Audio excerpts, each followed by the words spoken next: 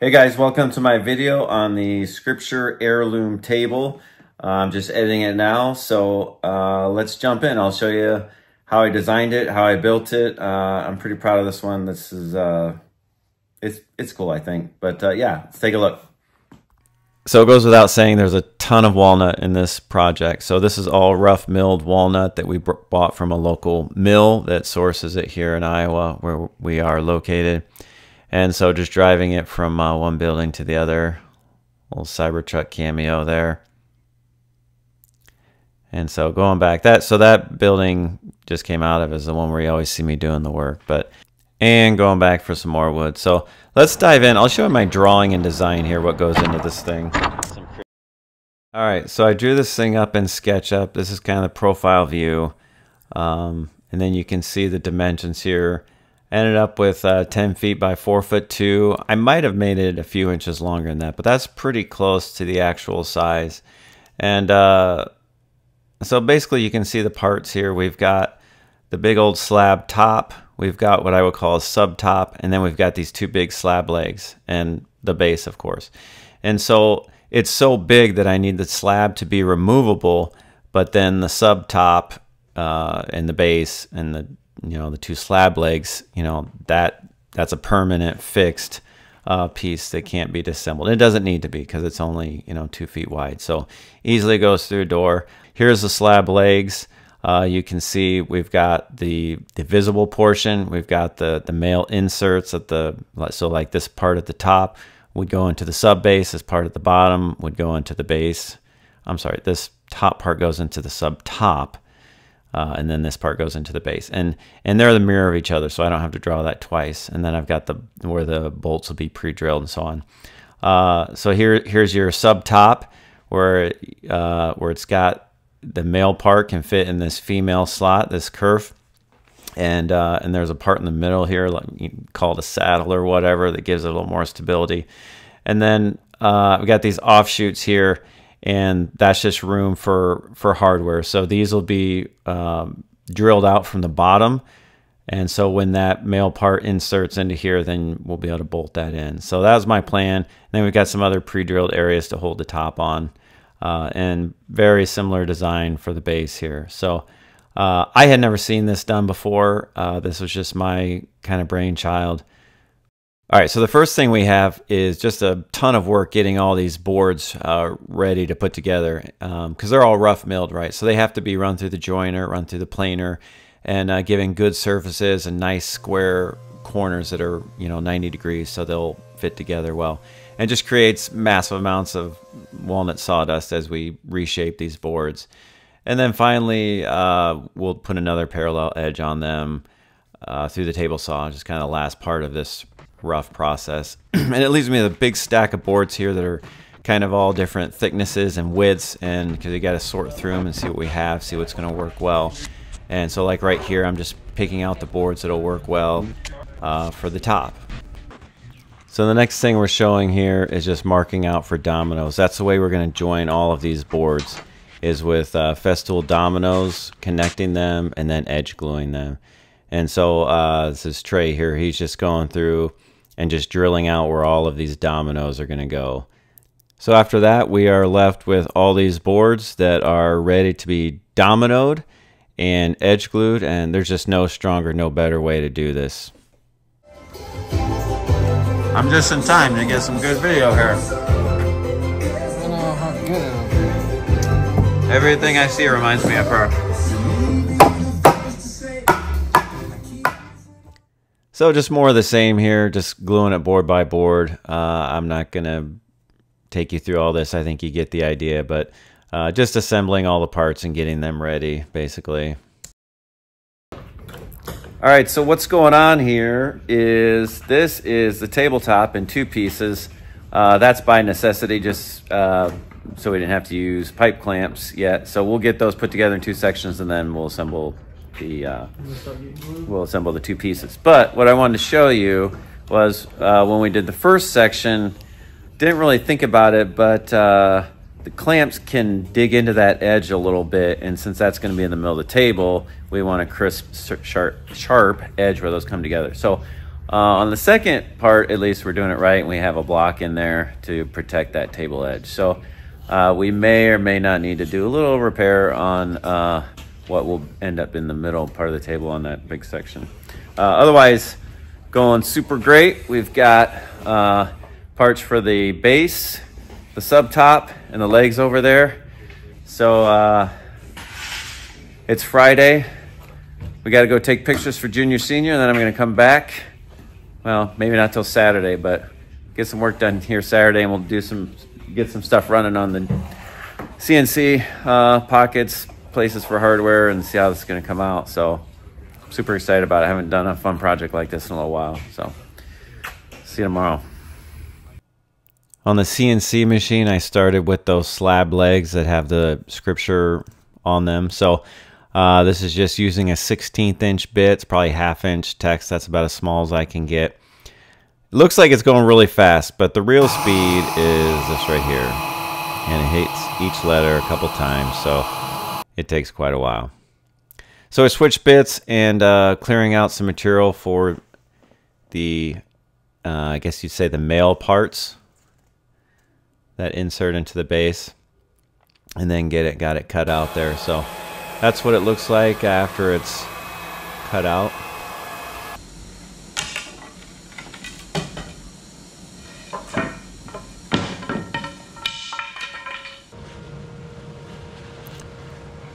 And then there you have just the clean part. That's what is left. So here I've got things just kind of loosely fit together, ran a couple bolts in it just to see how everything lines up. And then the final thing I need to do is just put calipers on those now that they're together and clamped together, see exactly what that thickness is to like the 1/10,000th of an inch to make sure I put the kerf, you know, the right size to receive both of those together. And so here's the base being drilled out. This is actually from the bottom, because you can kind of see those offshoots there that give you room to get the bolts in. That'll be concealed from the front. From the top, you can't see it, and you can see it's still 2 parts here. All right, real quick, I'm going to tell you about my mistake here. I've made a couple mistakes. One mistake was this ledge, this shoulder here, or the part that extends above the shoulder. And it's really raining. I don't know if you guys can hear that. The rain's so loud in this room. It's just a metal building. Anyways, this length above the shoulder that extends to insert up into the sub top and then down into the base should be the thickness of the material. Well, when I drew it up in SketchUp, I just made it a nominal 2 inches, and I forgot to change that. So I noticed it right away on the first one. So then the second one I changed, and this one's good. And then this one I had to go, and you can see it better from the front here, but then this one I trimmed, and so you can see where the old holes were, and then I put new holes in. So and then I had to do the same thing on the bottom. So no big deal. It just caused me a little bit of extra work. Nothing you'll ever be able to see. But I did make a mistake that you will be able to see, and it's right next to this, right next to where those go in. Got a stray cut from the CNC machine, and that's because I had to CNC on both sides of this base, and I forgot. Okay, so I CNC'd on the first side, and then I flipped it over, and I had marked out exactly where it was and everything, so it'd be in the same exact space. Well, I forgot that the piece that I'm cutting out is not actually centered in that piece, that larger piece of wood. So I caught it and I stopped it, but not before it made several inches. So I mean, if this was a table for somebody else or a customer, some product I'm making to sell, it's an obvious redo. You can't cover that up. But since it's for myself, I'm going to try and fill. I'm not optimistic about the way that's going to look, but it being right next to that upright, I might just put like a little piece of decorative trim or something. So we'll see. Otherwise, man, I put these pieces in, and like the curve that they fit into and that joinery was just freaking perfect. And so that was really satisfying that went in perfect. Just kind of highlights my mistake even more, that stupid little thing. But anyways, it looks really cool, and it fit really good. So I'm going to pull those back out, and I'm going to, I got to cut out the base, and then kind of done with that part for now. Just cutting out the perimeter. I don't know why there's 2 cuts for length. Obviously I changed something, but I don't remember why. So then I just pull it back apart, and I grab that piece and put it back on there. And I just left this in there because with them apart, it's kind of a cross section. You can kind of see what's going on there, how those bolts are going to go through, and how it sits over that little saddle I left in the middle. Just kind of checking the bolts there. So, and this is why everything is 2 parts still, so we could drill out the middle and put in threaded inserts. All right. I hope you're connected. Yeah, I'm connected. All right. So we're putting these Easy Lock threaded inserts in,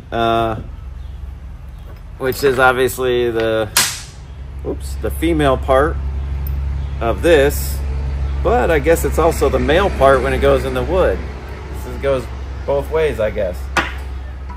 So we've got this fancy driver. We've had a little bit of trouble with these things. So it threads on there, and then you put it in. And the trouble we've had is if it gets too tight, like trouble I have had specifically, although I think we all have, and then it just backs out. You know, we want to leave it in there.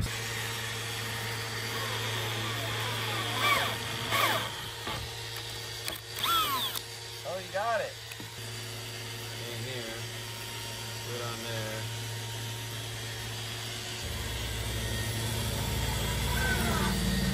That really mushrooms.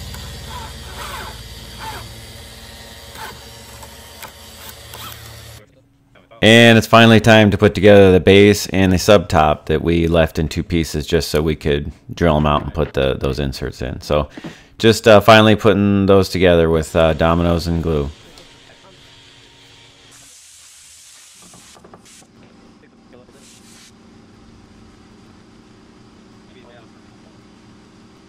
And just like never-ending sanding. I just don't show that because it's kind of boring, but lots of sanding. And here, this is kind of cool. This was my mistake that we're now filling in. And I really, like I had said earlier, I wasn't optimistic about that. But, man, Mark did a really good job with this. Routed it flush and then sanded it. And, man, you can't even really find it. It was a really good job. So now we're just trimming the tabletop for length, and then we'll put a board going the other way, but trim the other side first, squaring that off nicely, and then we'll just same deal, just big 14mm dominoes to hold all that together, just to kind of cap that end with a board going the opposite way.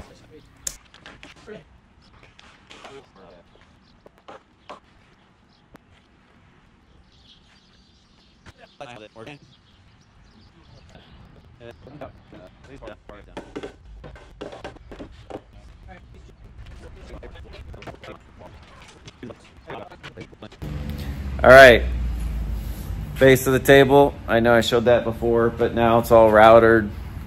It's 1/8 inch round over. We left certain edges square where they come together, and then it changes to a round over. Anyways, so those look good. I got that on sawhorses because later I'm gonna get underneath that and try and bolt it together and see if all the holes line up. And then that is my sub top that we got glued up, which will go on top of here.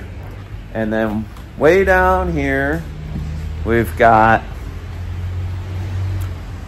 a beautiful woman, and we have a table.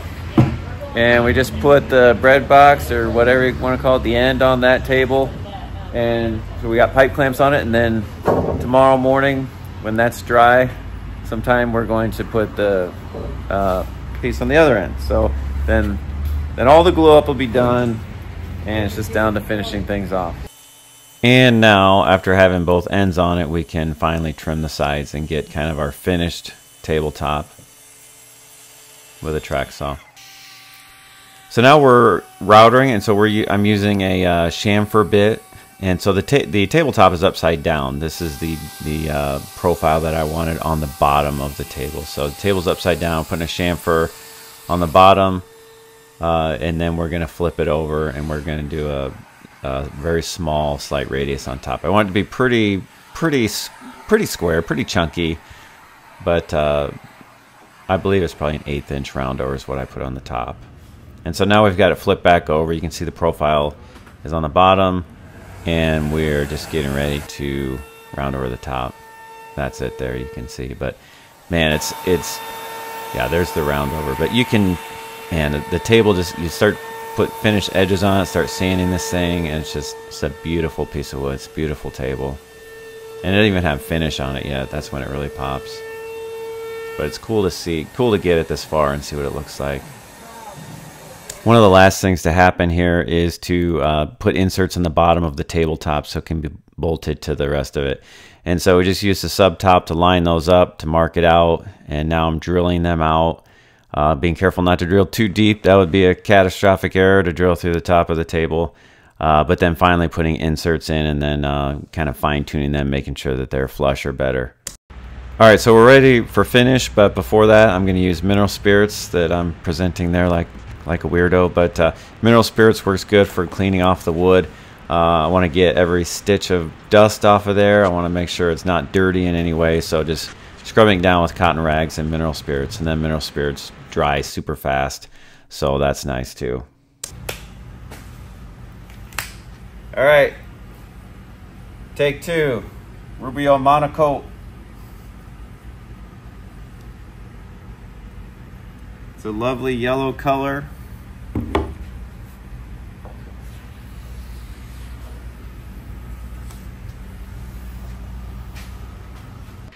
This is actually really fun to watch the wood come to life, especially walnut, where it just, you know, you don't need stain. It's just so beautiful.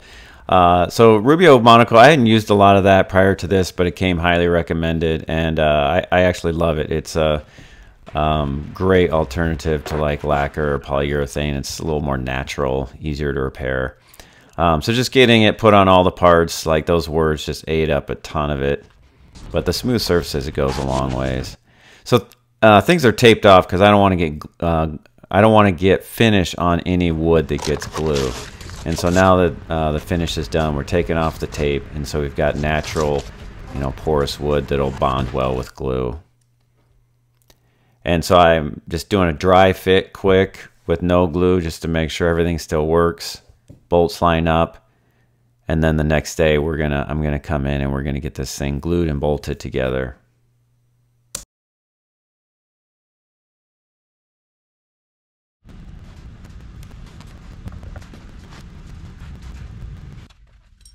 That should be interesting.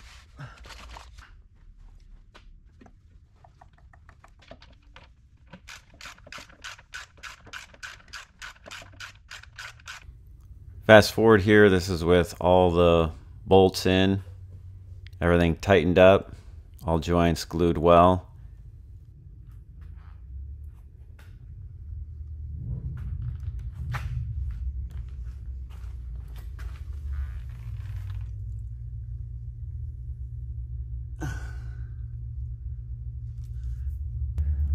All right, here we are.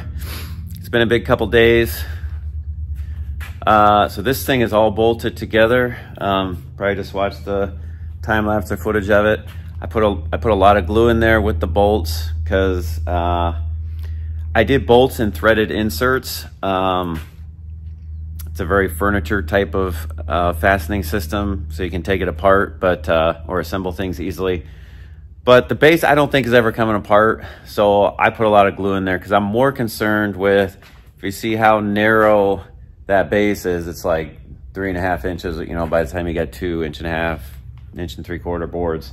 Got like 3.5 inches wide with a, you know, 50-inch wide table. So last night when I had this thing just assembled with no bolts in it, it's a snug fit. It's a real good fit. Everything worked well, but I could move it a little bit. You know, it wasn't completely stable laterally. So feels really good today with the bolts and the glue. So we'll see. I still wouldn't want to like sit or stand on one of the long sides of the table. Probably wouldn't be good.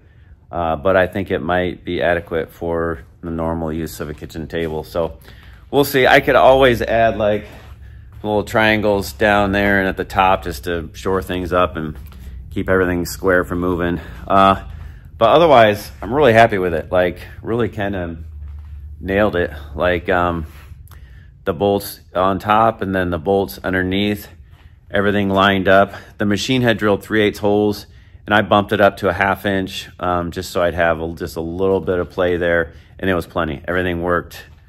Oh, so cool. So cool to draw something up and all the angles and everything online and or on the computer, and then just have it work. And I know people were like, well, you got a CNC. Of course, that's like super accurate. It's gonna, you know, you did it the easy way. Well, yes, but you still have to do all the math and figure out where all that stuff is going to land and all the angles. And so the CNC will execute, but I've still got to come up with a good plan. So I'm really pleased with it. Really good. I don't want to screw around with it too much until the glue dries. You know, so I don't really want to rack on it too hard yet, but it feels really stiff, feels good. So that's good. Down here, I've got one coat on the top that I did last night. I actually mixed up way too much Rubio monocoat, so I ran out, but I've got more coming in today, and so we will use the maroon pads, and we'll kind of sand that, buff that down a little bit, and then we will put one more coat of the Rubio on it probably tonight, and then try and buff that up and get a little bit of sheen on it. I don't need a lot of sheen, but a little bit of sheen. So it looks great. So everything's tracking, everything's looking okay, so we'll see. So far so good. I forget who told me about using these burgundy pads. It was probably another YouTube video or something, but just to kind of smooth that out, it takes kind of the top layer of the finish off, and then I just do it again. So in actuality, Rubio monocoat for me was more of a bi-coat, I guess. But here I'm just doing the second coat by myself. I did not do this process, I think, on any of the other parts like the base or the legs or anything. I only did 2 coats on the top and 1 coat on everything else.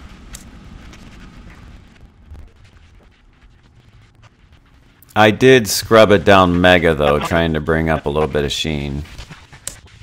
This is just some black acoustical felt that I had sitting around from an acoustical project, but it works great for this type of thing, for putting on the bottom of legs and things like that.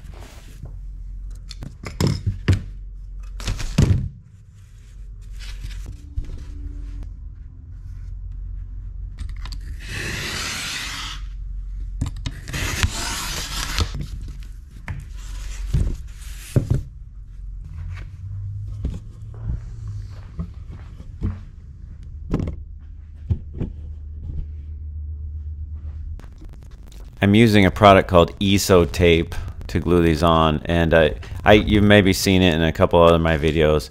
It's some super high-end double-sided tape. It's really like glue, and it's really good for felt. So it's kind of expensive stuff, but better than anything else out there. So here we are, to finally moving day, loading this up and taking it home.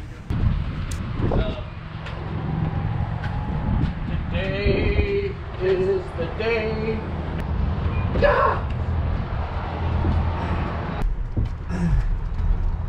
Going that way? Yeah.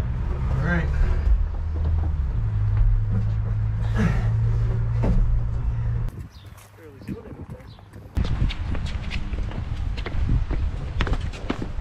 You got that? You got a little bit of weight?